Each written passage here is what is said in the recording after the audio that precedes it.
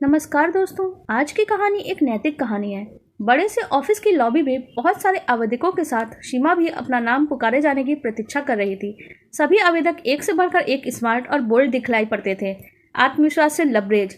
सीमा शांत बैठी थी, लेकिन उसके मन में विचारों का सागर हिलोरे मार रहा था।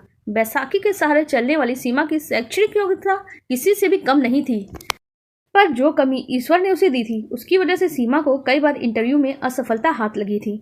यही कारण था कि सीमा सोच रही थी कि इतने सारे स्मार्ट कैंडिडेट्स के सामने उसका क्या चयन हो पाएगा या फिर अयोग्य ठहरा दी जाएगी, क्योंकि दिव्यांगों के लिए नीतियां, आरक्षण तो बहुत बनाए जाते हैं पर उन पर अमल नहीं किया जाता और समाज में भी उन्हें कमतर ही नापा जाता है।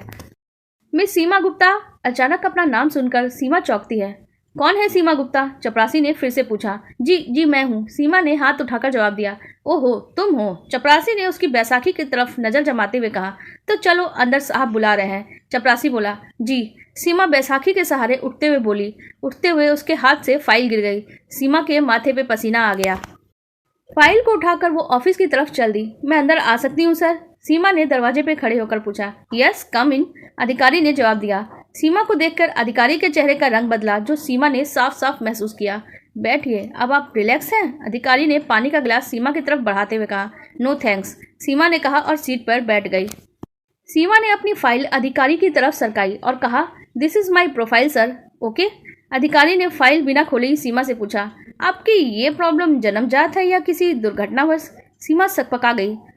इंटरव्यू में सबसे पहले इस सवाल पे आखिर क्या औचित्य है इसका? सीमा ने मन में सोचा, फिर जवाब दिया, सर जन्म से ही है।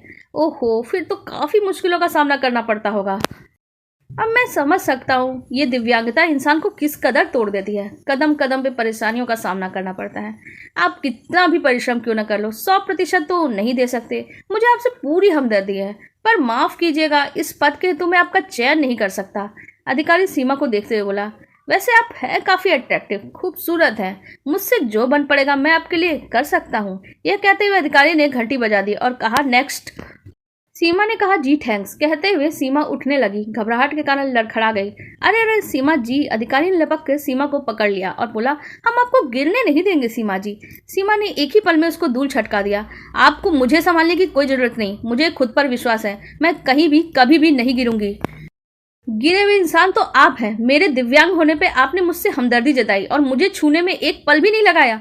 मेरी योग्यता देखे बगैर मुझे अयोग्य घोषित कर दिया, सिर्फ इसलिए कि मैं अपाहिज हूँ। अरे अपाहिज तो आप हो, दिमाग से, सोच से, चरित्र से। सीमा ने पूरा जोर लगा के कहा और ऑफिस से बाहर निकलने के लिए मुड़ी। सामने एक सज्जन खड़े थे। इस ऑफिस में मानसिक बीमारों की कोई जरूरत नहीं। मिस्टर छोटेलाल जी, आज से आप और इसी वक्त से कार्य मुक्त किए जाते हैं, वो सज्जन जी बोले। और इंटरव्यू लेने वाले अधिकारी छोटेलाल सर झुकाए कमरे से बाहर निकल गए। मिस सीमा, आज से आप छोटेलाल जी का चार्ज आप लेती हैं और बाकी साक्षात्कार आप ही लेंगी। मैं इस कंपनी का मालिक हूँ, मोहन कुमार।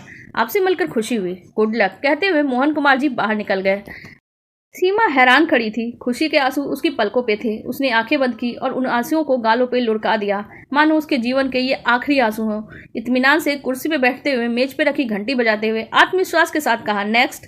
आपको ये कहानी कैसी लगी आप कमेंट सेक्शन में जरूर बताएं। साथ ही वीडियो को लाइक कर दें और हमारे चैनल को भी सब्सक्राइब कर लें। धन्यवाद।